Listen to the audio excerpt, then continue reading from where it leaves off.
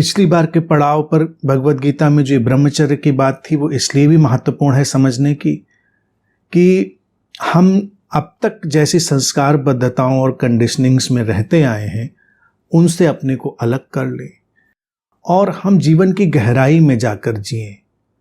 अब देखिए, जो भी श्रेष्ठ चीज होगी उसका तो उपयोग व्यक्ति स्वयं ही करेगा ना। अगर श्री कृष्ण ये देशना दे रहे हैं और श्री कृष्ण की दृष्टि में ब्रह्मचर्य का ये प्रचलित अर्थ बहुत महत्वपूर्ण है, तो वो जीवन शैली उन्होंने स्वयं चुनी होती। स्वयं तो नहीं चुनी, स्वयं तो वो विवाहित हैं और एक सक्रिय जीवन शैली में हैं, तो अनिवार्य रूप से उनकी दृष्टि में ब्रह्मचर्य का ऐसा कोई फिजिकल मीनिंग नहीं हो सकता, शरीरगत मीनिंग नहीं हो सकता। ऐसे अर्थों को जिन लोगों ने बनाया उनको मैंने कहा था वो आध्यात्मिक षड्यंत्र हैं, स्पिरिचुअल कॉन्स्पिरेसी हैं कि खाम खा व्यक्ति को ऐसी बातों में उलझा दीजिए जो नैसर्गिक हैं और जिनसे कुछ बनता बिगड़ता नहीं जीवन में, लेकिन वो उलझा रहकर सोचेगा कि शायद हम किसी ठीक दिशा में जा रहे हैं और निरंतर युद्धरत अपने भीतर बना रहेगा और उलझा रहेगा। तो ये स्पिरिचुअल कॉन्स्पिरेसीज है। लेकिन ब्रह्मचर्य शब्द जिसने भी गढ़ा वो बहुत सुंदर गढ़ा कि जब हमारी जो जीवन शैली है, चर्या यानी कि वे ऑफ लाइफ, वही ब्रह्म जैसा हो जाए तो वो ब्रह्मचर्य। तो ये पिछली बार बहुत महत्वपूर्ण बात हम लोगों ने समझी और आज हम भगवत गीता के इस यात्रा में प्रारंभ करते हैं जहां श्री कृष्ण कहते हैं, अपनी आत्मा को सतत मेरे स्वरूप में लगाकर तथा मन को वश में करके वो योगी परम शांति को प्राप्त करता है। अब मेरे स्वरूप, मुझ में, ये शब्द श्री कृष्ण जब भी उपयोग करेंगे भगवत गीता में तो हमेशा याद रखें वो किसी व्यक्तिगत सत्ता के लिए नहीं कह रहे हैं। कोई व्यक्तिगत सत्ता जैसे हम श्री कृष्ण की पूजा करने लग जाएं, उनको भगवान मानकर उनके पीछे हाथ धोकर पड़ जाएं, ऐसा उनका कोई आशय नहीं है। मेरे स्वरूप से उनका आशय यही होता है कि जो प्रत्येक व्यक्ति के भीतर संभावना है नाम और रूप के परे और सारी कहानियों के परे, उसके स्रोत की, उसकी निर्वैयक्तिकता की, उसकी इम्पर्सनल स्टेट जो है उसकी बात है। तो अपनी आत्मा को सतत मेरे स्वरूप में लगाकर, अर्थात जो उसकी पूरी जीवन की शक्ति है, जीवन की दिशा है, उसको वो निरंतर उस इम्पर्सनलाइजेशन में ठहरा कर रखता है और मन को वश में करके वो योगी परम शांति को प्राप्त करता है। मन को वश में करना या वश में जब भी करना शब्द आए तो उसको हमेशा ऐसे ही याद रखें कि ये कोई युद्ध नहीं है जहां किसी को हमें जीतना है। वश में कैसे करेंगे? किसी को हम अपने अधिकार में लेकर वश में करेंगे, ऐसा ही हमको समझ में आता है। लेकिन श्री कृष्ण जब भी वश में बात करेंगे तो वो होगा प्रेम और मैत्री के संदर्भ में, क्योंकि जीवन में एक ही तरीका है, एक ही जीवन शैली है जहां से हम किसी को वश में कर सकते हैं, वो है प्रेम और मैत्री। मैत्री एक परम स्वीकार की दशा के तौर से समझ लें और प्रेम को चरम संवेदनशीलता के तौर से समझ लें। तो ये स्थिति ही जब हम अपने मन के प्रति लगाते हैं, क्योंकि मन भी अस्तित्व का एक अनूठा उपहार है जो हमारे जीवन में शामिल हुआ है। शरीर जैसे एक अद्भुत अतुलनीय उपहार है, वैसे ही मन भी एक अतुलनीय उपहार की तरह है कि मन में मनन करने की क्षमता मिली, विचारों को जोड़ने, बांधने, उनसे नई दिशाएं निर्मित करने की जो क्षमता मिली है, ये अस्तित्व का उपहार है। तो इस मन से हमको लड़ना नहीं है, क्योंकि ये मन इतना व्यापक है, इतना असीम जैसा जान पड़ता है, तो व्यक्ति घबरा कर उससे युद्ध में पड़ जाता है, क्योंकि उसको अच्छी तो वही चीज लगती है जो उसकी पकड़ में हो। मैं हमेशा ये कहता हूं, घर का लॉन हमको अच्छा क्यों लगता है? क्योंकि वो हमारी पकड़ में लगता है। ये पेड़ काट दो, ये लगा दो, ये उखाड़ दो, ये छांट दो, और वो हमारे नियंत्रण में आई हुई जो चीज़ है वो लगती है बड़ी ठीक है। लेकिन जंगल अच्छा तो लगता है, लेकिन हम उससे डर जाते हैं, घबरा जाते हैं। क्यों? क्योंकि वो हमारे नियंत्रण में नहीं है। वहाँ हम काट छांट नहीं सकते, वहाँ हम कुछ उठा गिरा नहीं सकते। वो तो अपने ही ढंग से, अपनी ही व्यवस्था से, अपने ही जो अंतर्निहित प्रयोजन है उनके साथ ही आगे बढ़ेगा। उसकी तो अपनी व्यवस्था होगी। तो मन भी ऐसा ही है, जंगल जैसा। इसीलिए मन के साथ कई बार जब लोग देखते हैं तो चौंक जाते हैं। उनके मन के भीतर से कुछ ऐसा निकल कर सामने आ जाएगा, उनको लगेगा अरे ये तो मैंने सोचा ही नहीं था। या उनका मन कुछ ऐसे ढंग से काम करने लगेगा कि वो चौंक जाएंगे, कि उनको लगेगा ऐसा तो कभी हमने सोचा ही नहीं था। ये ऐसे होगा क्योंकि यही संभव है। मन व्यापक है, जंगल की तरह है। कहां से क्या उग आएगा और कहां क्या विसर्जित हो जाएगा, कहां क्या होगा, हम नहीं जानते। तो इस मन के साथ हम करेंगे क्या? मैत्री। हम युद्ध भी कर सकते हैं, लड़ने लगे कि नहीं ये नहीं होने देंगे, ये गलत है, ये सही है। जंगल में क्या गलत है क्या सही है हमको नहीं पता। गलत सही में बदल जाता है, सही गलत में बदल जाता है। वस्तुतः न कुछ सही है न कुछ गलत है। वस्तुतः सब कुछ अंतर संबंधित है, अंतर निर्भर है, एक दूसरे को सहयोग देने वाला है, एक दूसरे को पुनर्जीवन देने वाला है। तो ऐसे ही साथ साथ चलकर ही विकास होता है। तो मन को भी जब हम ऐसे मित्र की तरह देखते हैं, जैसा कि श्री कृष्ण ने कहा था, मन मित्र भी हो सकता है, शत्रु भी हो सकता है। हमारे समझ, हमारे एटीट्यूड पर निर्भर करता है।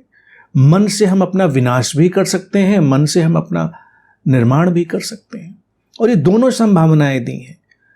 कुदरत अगर हमको एक ही संभावना दे तो विकास नहीं होगा।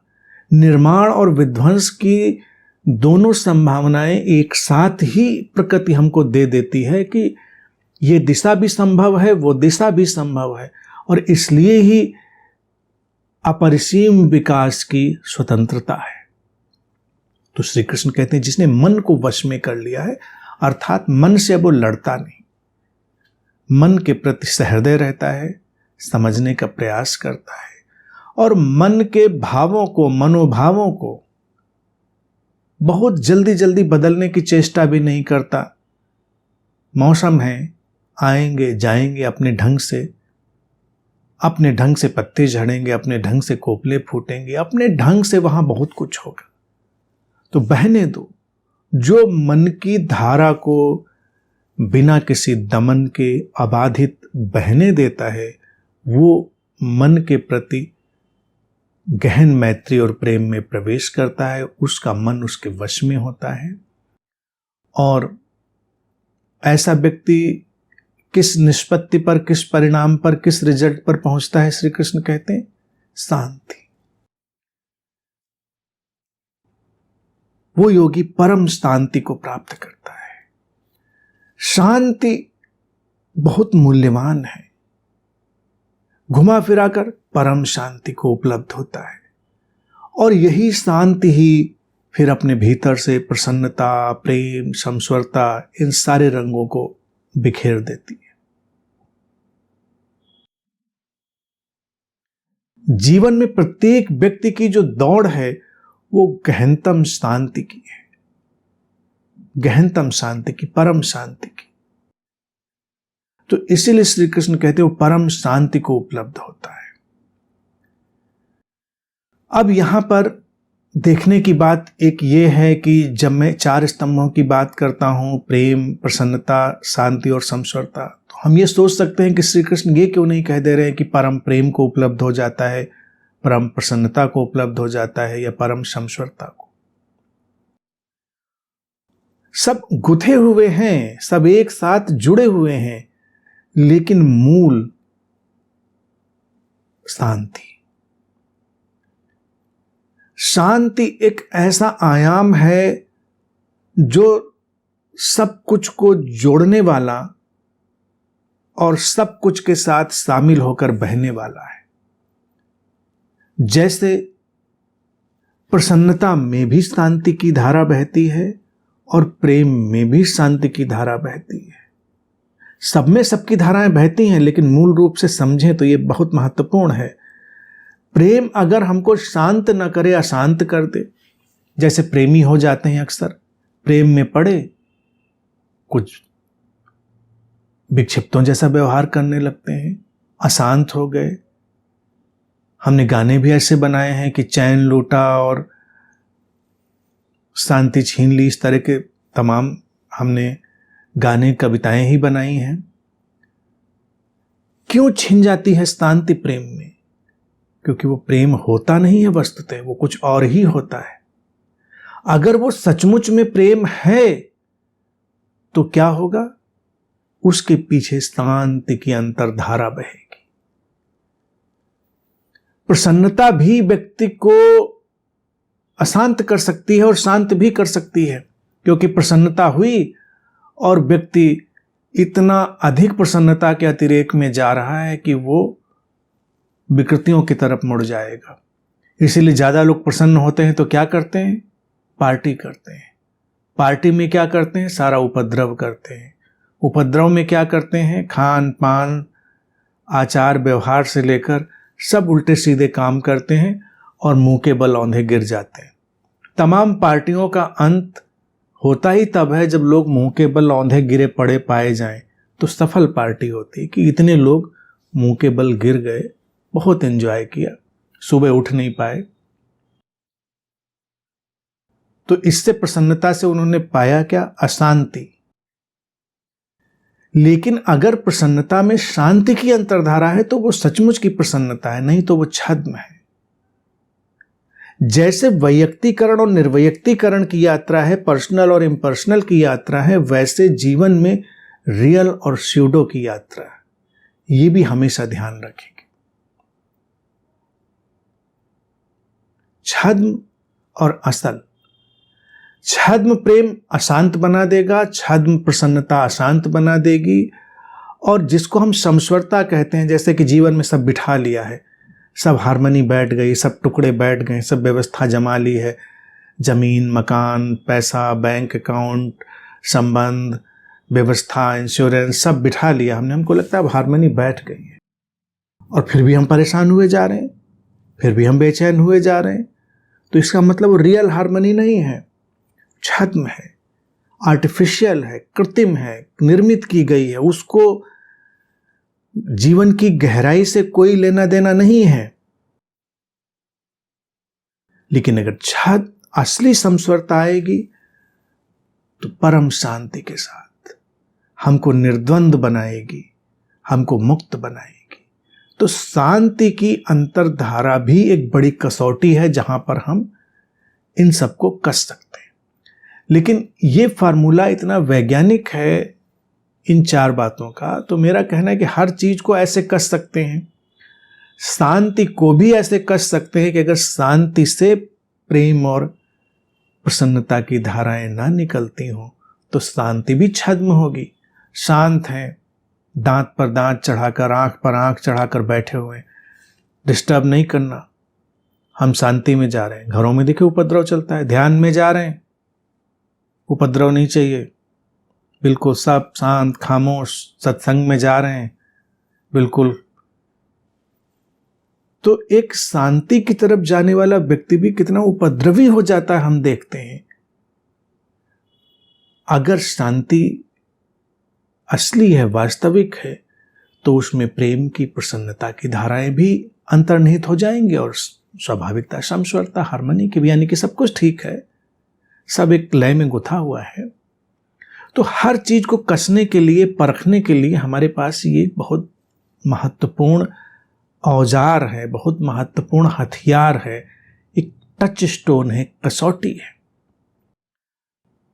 इसीलिए श्री कृष्ण ने परम शांति की बात की, क्योंकि यहां पर अभी शांति ही आवश्यक है। जिस मनोदशा में अर्जुन उलझा है और उसकी वो चर्चा कर रहे हैं, वहां पर उसको शांति में ही जाना है। फिर वो प्रेम की बात कर लेगा क्योंकि अभी तो वो प्रेम के ही एक विकृत रूप में जाकर मोह और आसक्ति के श्री कृष्ण को गीता बोलने के लिए उलझा चुका है। कैसे कैसे लड़ूं इनसे, इतना प्रेम उबल रहा है हमारे भीतर से। तो श्री कृष्ण ही कह रहे हैं कि ये प्रेम पहले क्यों नहीं उबल रहा था? प्रारंभ से ही लड़ने, जूझने, मरने, मारने के लिए लगे थे, अब डर गए हो, भयभीत हो गए हो। तो वो प्रेम का और इन सब चीजों का एक विकृत उपयोग कर रहा है। तो श्री कृष्ण परम शांति की बात करें कि शांति, प्रेम प्रेम छोड़ दो अभी। फिर वो कहते हैं आगे कि हे अर्जुन, यह योग उनके लिए नहीं है जो अति आहारी या अत्यधिक अल्पाहारी अथवा जो अति निद्रा में लिप्त रहता है या अत्यधिक अल्प निद्रा को लेता है।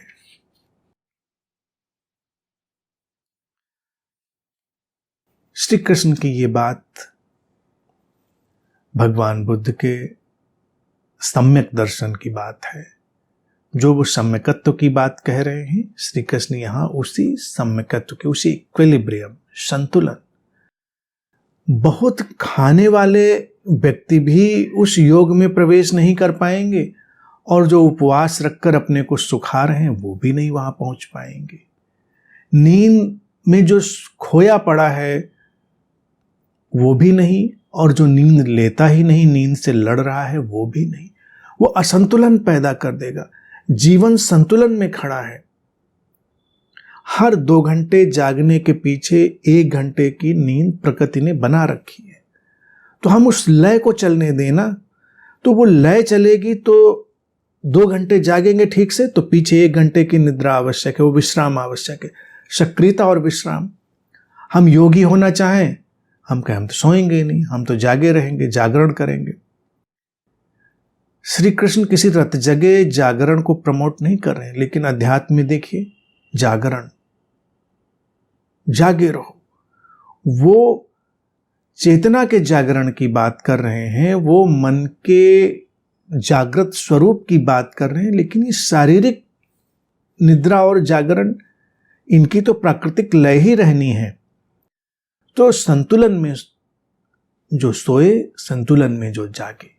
और रहा भोजन का सवाल, अति आहार, अति अल्पाहार दोनों शरीर को मार देंगे। शरीर को जितना चाहिए उतना ही उसको देना है, और शरीर इतना प्रज्ञावान है, उसकी इतनी विजडम है, शरीर की अंतः प्रज्ञा है, जो बॉडी विजडम है, वो उतना ले लेगी जितना उसको चाहिए, कोई समस्या नहीं। तो शरीर को उतना भोजन दे देना है जितना उसके लिए अनिवार्य है, जितना उसको स्वस्थ रखता है, जितना उसको प्रसन्न रखता है, जितना उसको पोषण देने के लिए सहयोगी होता है। क्योंकि शरीर में शक्ति चाहिए, जीने के लिए ईंधन चाहिए, तो ईंधन है भोजन, भोजन तो चाहिए। तो ये अधिकता और अल्पता, ये क्यों श्री कृष्ण कह रहे हैं? क्योंकि व्यक्ति एक ही बात नहीं जानता है, संतुलन में रहना।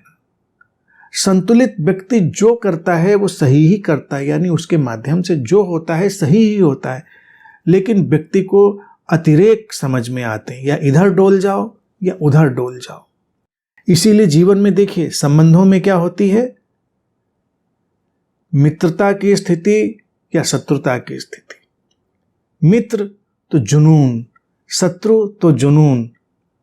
बीच में हम नहीं रह सकते कि ना कोई मित्र है ना कोई शत्रु है। जो जैसा है वैसा ही प्रत्युत्तर के साथ हम चल रहे हैं।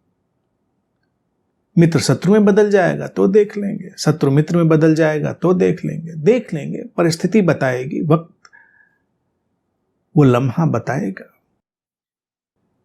अतिरेक में जाना आसान लगता है व्यक्ति को, कि उसको कहो कि ऐसा करो तो वो कहेगा ठीक है, बिल्कुल कर डालेंगे उसको। नहीं, बीच में, संतुलन में। गीता की ये बात और बुद्ध के वचन यहां पर बिल्कुल एक साम्य में है।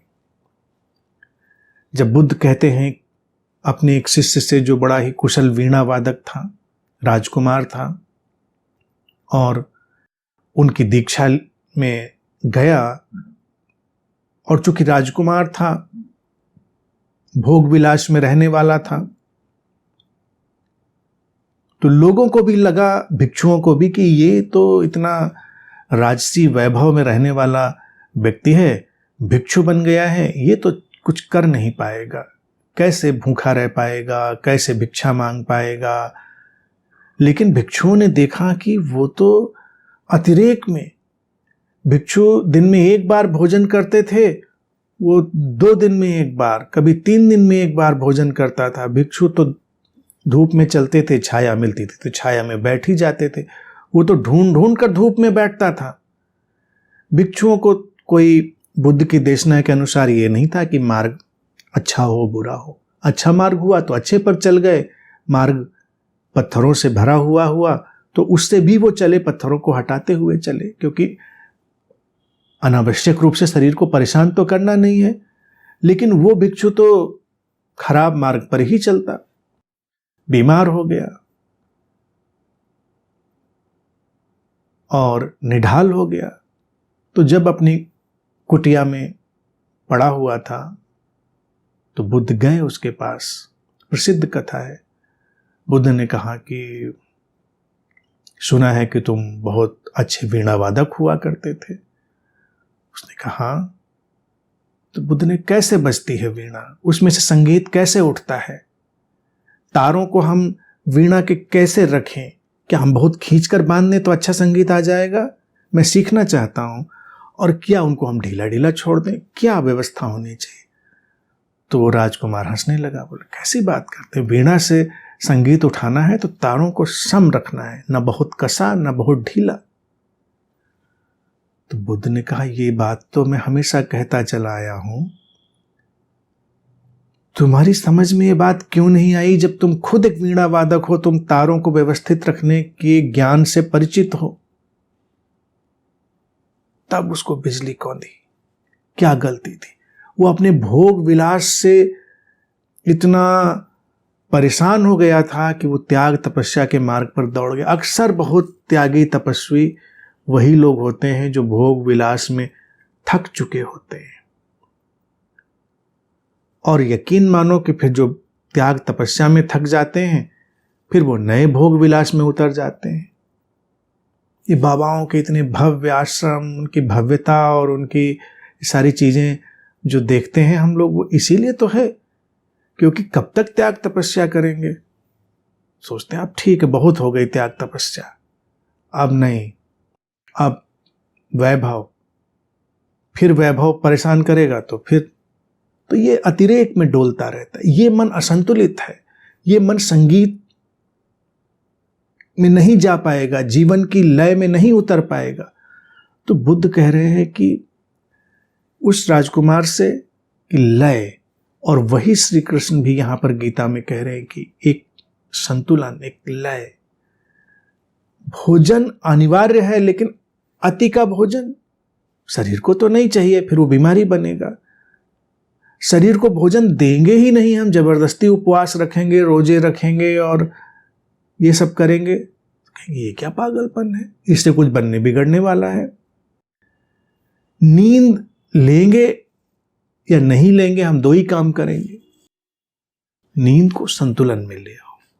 और अब विज्ञान सम्मत बातें हो गई हैं, पहले तो लोग अनुमान लगाते थे, अब नींद पर भी इतना शोध होता है और विज्ञान ने इतना काम कर लिया है, तो वो शोध भी स्पष्ट है। जैसा कि मैंने फार्मूला कहा, वही फार्मूला चलता है, हर 2 घंटे के जागने के पीछे औसतन 1 घंटा निद्रा का होना चाहिए। तो वो 8 घंटे की करीब करीब नींद हमको हो गई औसत। किसी किसी के लिए थोड़ा कम ज्यादा हो सकता है, लेकिन अपना विश्राम का ढंग समझकर उसके साथ जिए, अति में नहीं।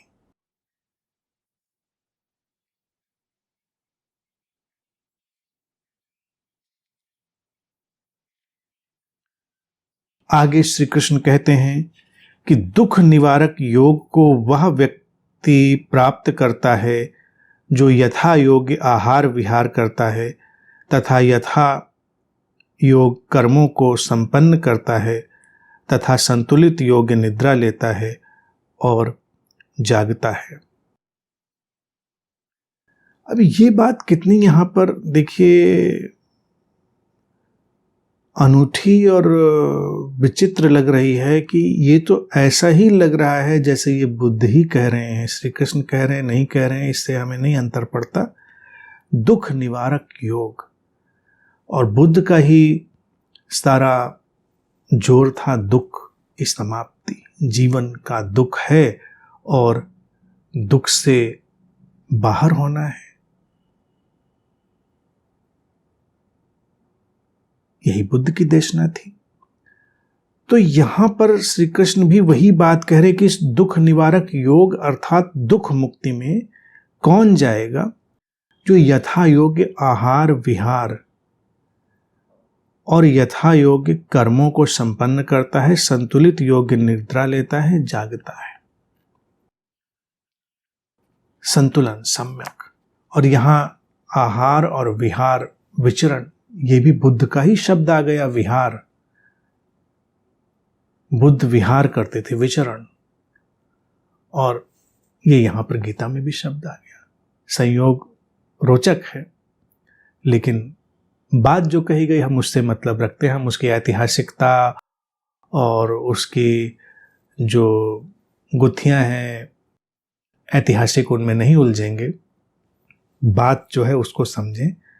श्री कृष्ण भी यहाँ पर सम्यकता की बात करें, सम्यक आहार, सम्यक निद्रा, सम्यक आहार विहार, संतुलन के साथ चलो। जीवन में अति की आवश्यकता नहीं, अति का ज्ञान भी जहर बन जाता है, और बिल्कुल ही ज्ञान ना हो तो वो भी जहर बन जाता है। सब कुछ यहां जब अति में जाता है तो हमको परेशान कर देता है। दुख अति में जाने के कारण है। जो समता संतुलन में है, यथा योग्य का अर्थ उस संतुलन में है, उस सचेतनता में है, वो कभी विचलित नहीं है, वो परेशान नहीं है। लेकिन यहां कहां संतुलन में है लोग? यहां संतुलन में है ही नहीं कोई। सब अपने अपने असंतुलन में चल रहे हैं, सबका अपना एक असंतुलन है। तो उस असंतुलन से बाहर हो जाना है और संतुलन को ढूंढ लेना है। सबका अपना अपना संतुलन होगा, सबके अपने अपने स्वर्ग हैं, सबके अपने अपने नरक हैं। तो अपने अपने नरकों को जो पहचान लेता है वो अपने अपने स्वर्गों को भी पहचान लेता है। ये पहचान हमें लानी है, और तभी हम दुख मुक्ति में जाएंगे। योगी कौन है? योगी दुख मुक्त व्यक्ति है। दुखी ही है तो फिर योगी काहे का हुआ? तो वो दुखी तो बिल्कुल भी नहीं है।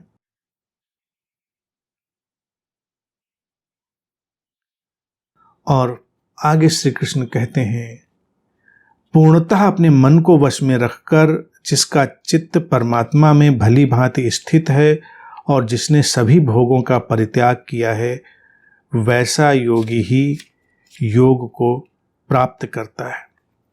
पूर्णतः अपने मन को वश में रखकर जिसका चित्त परमात्मा में भली भांति स्थिर है और जिसने सभी भोगों का परित्याग कर दिया है। अब ये बात पहले वाली बातों का ही एक तरह से रिपीटिशन है, पुनरावृत्ति है, लेकिन श्री कृष्ण बार बार इसलिए दोहरा दे रहे हैं कि बात भीतर बैठ जाए। मन को वश में अर्थात जो मन के प्रति गहरी मैत्री और प्रेम में हो गया है, उसका मन उसके वश में हो गया है, और जिसका चित्त परमात्मा में भली भांति स्थित है। कौन से परमात्मा? कोई परमात्मा सत्ता है? कोई एंटिटी है? कहां?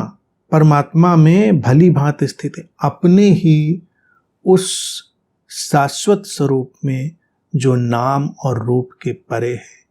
अपना ही वो स्वरूप जो निर्वैयक्तिक है, जो स्रोत की तरह है, जिसमें कोई भी वैयक्तिकरण नहीं है। अपने ही भीतर का वो आयाम जो कहानियों से रहित है, जिसमें कोई कहानी नहीं है, वो फिक्शनल नहीं है, वो फंक्शनल है। तो अपने भीतर के ही फंक्शनल डायमेंशन में, फंक्शनल माइंड में, फंक्शनल ईगो में प्रवेश कर जाना, वही परमात्मा में निरंतर स्थित होने की बात है। और जिसने सभी भोगों का परित्याग कर दिया है, वैसा ही योगी योग को प्राप्त करता है। सभी भोगों का परित्याग कर दिया है। ये बात पहले वाली ही बातों के सिलसिले में आई है, इसलिए समझें कि श्री कृष्ण का भोगों को परित्याग कर देने का क्या आशय है। अतिरेक का परित्याग कर देना, जिसको हम कहते हैं भोग में लिप्त हो गया व्यक्ति। जीवन में जो आवश्यक है वो भोग में लिप्त होना नहीं है, कि भोजन आवश्यक है, करेंगे, निद्रा आवश्यक है, निद्रा में जाएंगे, उठना बैठना चलना करना सुनना, जो जो आवश्यक है वो तो होगा ही। फंक्शनल डायमेंशन से, फंक्शनल यूटिलिटी से जो चलेगा वो भोग नहीं है, वो योग है। और जो फिक्शनल डायमेंशन से, फिक्शनल यूटिलिटी से चलेगा वो भोग है। उसका परित्याग कर देने को श्री कृष्ण कह रहे हैं, क्योंकि कहानियां, उनकी परितृप्ति तो आनी नहीं है। वो कैसे आएगी किसी कहानी की परितृप्ति, क्योंकि हर कहानी अपने साथ एक छद्म यात्रा, एक छद्म रूप लेकर चलती है, वो वास्तविक होती ही नहीं है, तो कैसे आएगी उसकी परितृप्ति। ये शिफ्टिंग है फिक्शनल से फंक्शनल में। फंक्शनल में क्या प्रॉब्लम है? फंक्शनल में यानी कि जो जीवन की क्रियात्मकता है उसमें तो कोई समस्या नहीं है। जीवन को चलने दो, बहने दो, जैसे जीवन है। जीवन को बचाए रखने के लिए जो आवश्यक है उसको हम होने देते हैं, बस।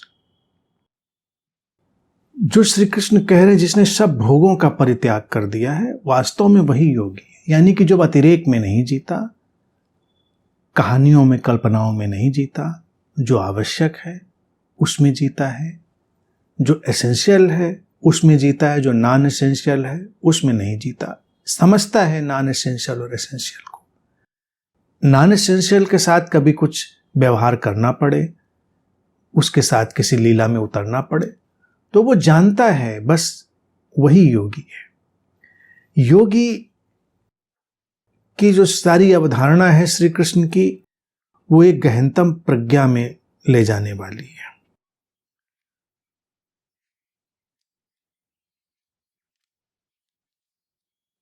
और आगे श्री कृष्ण कहते हैं, योग में रत योगी उसी प्रकार रहता है जिस प्रकार वायु रहित स्थान में रखे दीपक की ज्योति स्थिर रहती है। वायु रहित स्थान में रखे दीपक की ज्योति स्थिर रहती, निष्कंप, अकंपित, अडोल। योगी की पहचान ही है कि निष्कंप है, कांपता नहीं। अभी जो योगी नहीं है वो कैसा है? बात बात पर कांपता रहता है। सुख की हल्की सी हवा कपा देती है, दुख की हल्की सी हवा कपा देती है, कांप रहा है। ये सब हवाएं बह रही हैं सुख दुख की, और सुख दुख की हवाएं ही नहीं, कहानियों के संस्पर्श, कहानियों का कोई भी टच, अलग अलग कहानियां बह रही हैं। कोई कहानी छूती है और योगी की लौ कांप जाती है।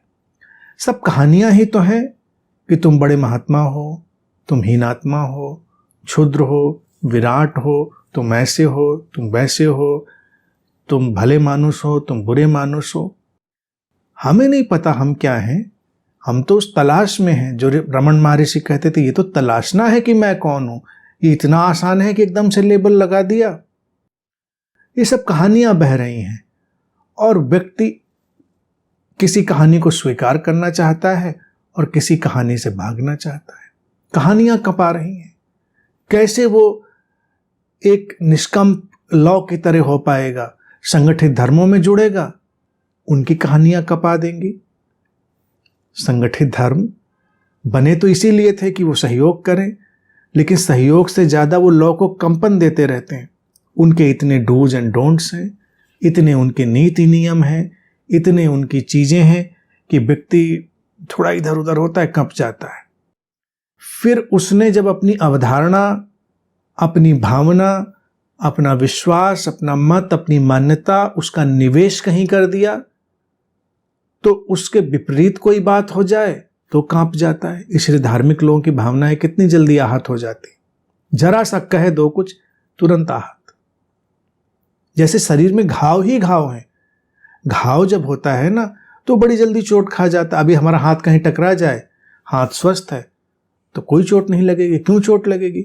लेकिन बस जरा सा एक हवा भी छुई और चोट लग गई तो इसका मतलब शरीर बड़ा घायल था।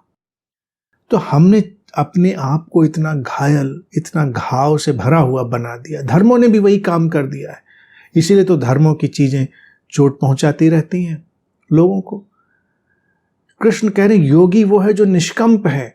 क्या अच्छा और बुरा, क्या कोई अच्छा कह के चला गया कोई बात नहीं, बुरा कह के चला गया कोई बात नहीं। अगर आपको पता है तो आप निष्कंप रहते हैं।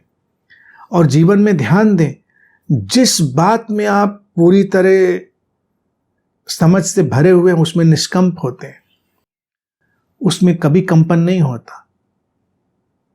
आप स्त्री हैं और आपको कोई पुरुष कह के चला जाए भाई साहब कैसे हैं, तो ऐसा नहीं रात की नींद आपकी उड़ जाएगी कि ऐसे कैसे उसने कह दिया कि भाई साहब कैसे हैं। और आप पुरुष हैं और कोई आपको कह जाए कैसी हैं मैडम कैसी हैं, और आपकी रात की नींद उड़ गई कि कहीं कुछ गड़बड़ तो नहीं हमारे अंदर। क्या कोई शीशे में आप 4-5 बार उठकर देखें। काफी पुरानी बात, 15-20 साल की, जब मैं क्लीन शेव्ड भी रहता था और बाल बड़े बड़े, इससे भी बड़े कई बार बाल तो हमारे जंगल जैसे हैं, घटते बढ़ते रहते हैं। तो उस टाइम और बड़े बाल थे और टहलता हुआ सड़क से जा रहा था मैं। शाम का वक्त था। एक कोई सज्जन साइकिल से जा रहे थे अपने, उन्होंने रोका और कुर्ता भी उस समय कभी कभी टहलने निकले, लंबा सा कुर्ता पहना, लंबे बाल।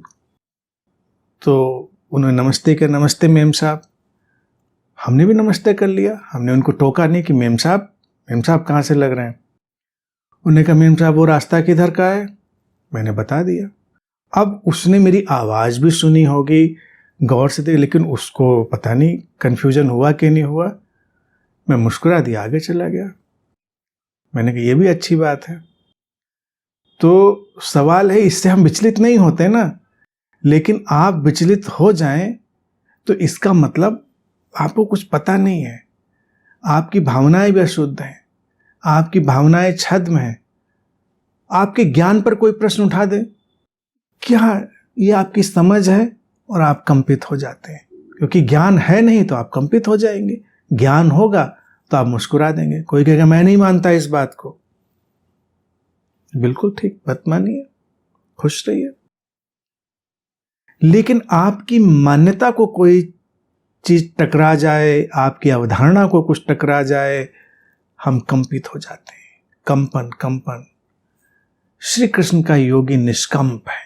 वायु रहित स्थान में रखे दीपक की लौ जैसे निष्कंप रहती है, ऐसा निष्कंप। और निष्कंप कब होंगे? जब हम गहनतम समझ से भरे होंगे। यहां जो भी कपता हुआ दिख रहा है वो योगी क्यों नहीं है? क्योंकि वो आश्वस्त ही नहीं है। और एक कितनी रोचक बात है, जीवन में प्रेमियों को देखो, वो सबसे कांपते हुए जीव हैं सुबह शाम तक। सुबह से फोन नहीं आया, प्रेम खत्म तो नहीं हो गया, कहीं कोई दूसरा अफेयर तो नहीं चल गया। सबसे कांपते हुए प्राणी। प्रेम है तो निष्कंप हो जाओ। अब प्रेम में निष्कंप कब होंगे? जब हम प्रेम के गहनतम तलों में होंगे। होगा तो होगा, नहीं होगा तो नहीं होगा। जिसको रहना है रहेगा, जिसको जाना है जाएगा। तो वो गहनतम प्रेम है। लेकिन प्रेमी सबसे ज्यादा कांपे हुए हैं, ज्ञानी सबसे ज्यादा कांपे हुए हैं। नोट्स बना रहे हैं, डायरियां लिख रहे हैं, रोज 2-4 घंटे अपनी किताब, अपना शास्त्र, उसका रिवीजन करते हैं। इतना रिवीजन तो बच्चे अपनी कोर्स की किताब का नहीं करते। अब यही होता है, अक्ल बड़ी या भैंस। कभी कभी बच्चों पर भी देखिए कितनी तरस वाली बात है। इतनी मोटी मोटी 8-10 किताबें, साल भर पढ़ाते हो उनको। अरे जल्दी जल्दी पढ़ाओ, ये तो 2-1 महीने 3 महीने में पढ़ डालने वाली बातें। और जब हमको उतना लेना देना नहीं होता है, मार्क्स नहीं लेने होते, तो हम कितनी किताबें 2-4 महीने में पढ़ के ख़त्म कर देते हैं। गंभीर भी और साहित्यिक भी। तो व्यक्ति की क्षमता तो बड़ी विशाल है। बच्चे भी अगर हम उनको पढ़ाएं तो वो जल्दी जल्दी बहुत ज्ञान अर्जित कर सकते हैं, लेकिन हम उनको कुछ किताबें, कोर्स बना दिया, सिलेबस घिसते रहेंगे उनको पूरे साल भर कपाते रहेंगे, 2-4 मार्क्स इधर उधर करके उनको कपाते रहेंगे। उनको योगी नहीं बनाना है, उनको तो कांपते हुए प्राणी बनाना है, जिनको हम कपा कपा कर काम कराएंगे, डरे हुए लोग। इसीलिए शिक्षा व्यवस्था में 2-4 नंबरों का डर है। उसी परिप्रेक्ष्य में ज्ञानी को देखो, कहेंगे अपना शास्त्र रोज पढ़ रहे हैं। उनका शास्त्र है कितना बड़ा, पिद्दी भर का, इतनी बड़ी किताब 200-400 पेज की, अरे 1000 पेज की मान लो, कितनी भी मान लो, 2-4-5 किताबें रोज उनको पलट पलट कर पढ़ रहे हो, समझोगे कब? लेकिन जरा सा कुछ कह दो तो लौ कांप जाएगी।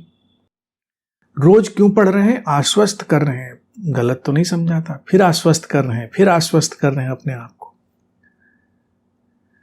दीपक का उदाहरण श्री कृष्ण ने इसीलिए बड़ी चतुराई से दिया है। दीपक जला तो जल गया, वो बार बार झांक कर देखता नहीं नीचे कि जल गया हूं कि अभी नहीं जला हूं, कि फिर कोई तीली ढूंढूं। हम लोग निरंतर जलने की कोशिश कर रहे हैं, यकीन ही नहीं आता कि जल गए कि नहीं जल। दीपक जल गया, आश्वस्त है, अब अपनी लौ में उसको कोई परवाह नहीं, बेपरवाह जलता है, शुद्ध हो रहा है, अपने प्रज्वलन में ठहर गया है। जो शुद्धता में जलता रहेगा वैसा ही बना रहेगा, जो उस लौ में टकराएगा वो जल के भस्म हो जाएगा।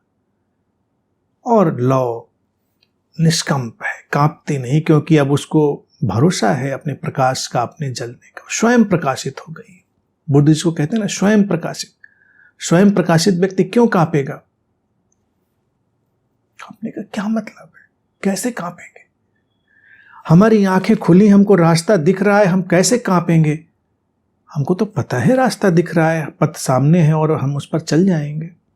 ऐसे ही जब ज्ञान सचमुच में हो जाता है, निष्कंप हो जाता है, उसकी बुराई करो कोई फर्क नहीं करता, तारीफ करो कोई फर्क नहीं पड़ता।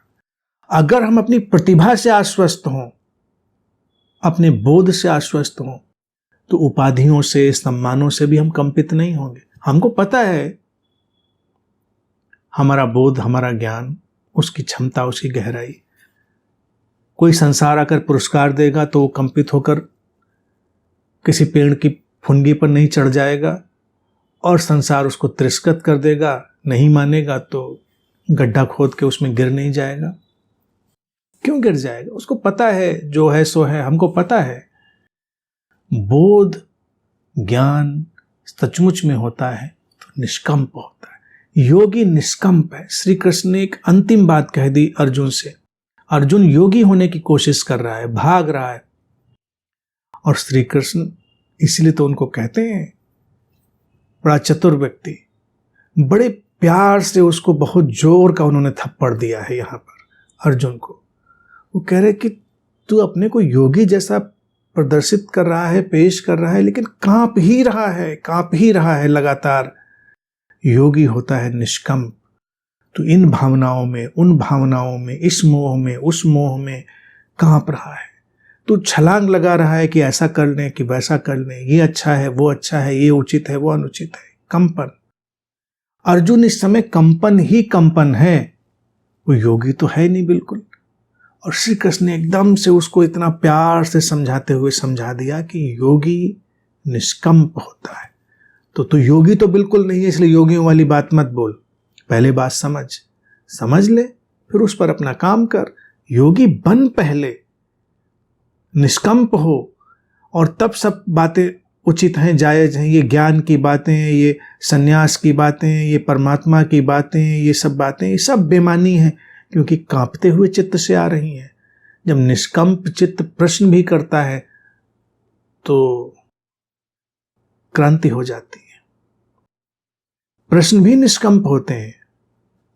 निष्कंप प्रश्नों को हम कम साक्षात्कार करते हैं, लेकिन कोई प्रश्न हमारे अंतरतम में जा बसे, ठहर जाए, ठहरा रहे, और फिर वो प्रश्न हमारे प्राणों से उठे और उसका समाधान हमारे ऊपर बरसे, क्रांति। लेकिन हमारे प्रश्न तो कांप रहे हैं, प्रतिपल बदल रहे हैं, अभी ये अभी वो। क्या हमको याद है कोई प्रश्न ऐसा जो हमारे अंतरतम में ठहरा और दिनों, सप्ताहों और महीनों तक ठहरा रह गया? नहीं। यहां तो अभी पूछा फिर भूल गए, क्योंकि यहां तो सब खुजलाहट है पूछने की, प्रश्न पूछने की एक खुजलाहट है, वो कंपित मन की है। गुरुजी, हनुमान जी लाल लंगोट पहनते हैं, ऐसा हमने देखा है, तो हम भी लाल चड्डी पहने तो क्या हनुमान जैसे शक्तिशाली हो जाएंगे? इस तरह के कोई और प्रश्न निकाला, थोड़ी देर के बाद निगाह पड़ेगी, नहीं तो शिव जी की मूर्ति लगी है, वहां तो बैल लगा है, तो क्या गुरुजी हम भी बैल पाल लें शिव होने के लिए? मूर्खतापूर्ण प्रश्नों का एक बड़ा जाल जंजाल व्यक्ति के भीतर तैरता रहता है। कभी लोगों के प्रश्न देखो, प्रश्न कहां से आ रहे हैं, क्यों आ रहे हैं, क्यों पूछ रहे हो? कंपन, कंपन जैसे किसी अंधेरी रात में जहां से गुजर रहे हैं, डर लग रहा है और व्यक्ति गाना गाने लगता है, हनुमान चालीसा पढ़ने लगता है, मंत्र पढ़ने लगता है, जो भी उसको याद आता है वो सब पढ़ने लगता है, गाने लगता है। तो ऐसा ही डरा हुआ चित्त प्रश्नों के गाने गाता। उसको गाने से मतलब नहीं है, कौन गाना, जो आ गया गाना मुंह में वही गाना। तो अर्जुन क्या है, इस समय डरा हुआ, जीवन की ऐसी अंधेरी राह से गुजर रहा है जहां वो डरा हुआ है, तो वो कोई भी गाना गा रहा है, सन्यास का, मोह का, इसका उसका, सब गाने गाए चला जा रहा है। तो श्री कृष्ण कह रहे ये सब बेमानी है, ये ध्यान साधना योग सब बेमानी है, निष्कंप। और यूं देखा जाए श्री कृष्ण ने एक अंतिम वार कर दिया उसको समझाने के लिए, लेकिन वो भी जिद्दी है, समझेगा तो है नहीं अभी, क्योंकि अभी 18 अध्याय तो कहाँ आएंगे, 6ठे अध्याय पे हम लोग चल रहे हैं। तो उनके निष्कंप कहने के बाद भी वो कांपता रहेगा, और श्री कृष्ण फिर आगे संभालेंगे और तरह से। लेकिन उन्होंने यूं देखा जाए बिल्कुल एक फाइनल एब्सोल्यूट बात कह दी कि बात तब करो जब चित्त निष्कंप हो। जो निष्कंप है वही योगी है, और कंपन की मात्रा उसके अनुपात में ही योगी होने की यात्रा तय हो जाती है। जितनी मात्रा में कंपन बंद हो गए हैं उतनी मात्रा में हम योगी हो गए हैं। जब पूर्णतया निष्कंप हो गए हैं तो हम पूर्ण योगी हो गए। बिल्कुल साफ कह दिया उन्होंने। यूं देखा जाए यहाँ पर विराम लगाया जा सकता है, आगे कुछ कहने के लिए शेष नहीं है। लेकिन शिष्य और खोजी भी कमाल के प्राणी होते हैं, वे कहलवाएंगे आगे, चलेगा अभी ये सब खेल चलेगा।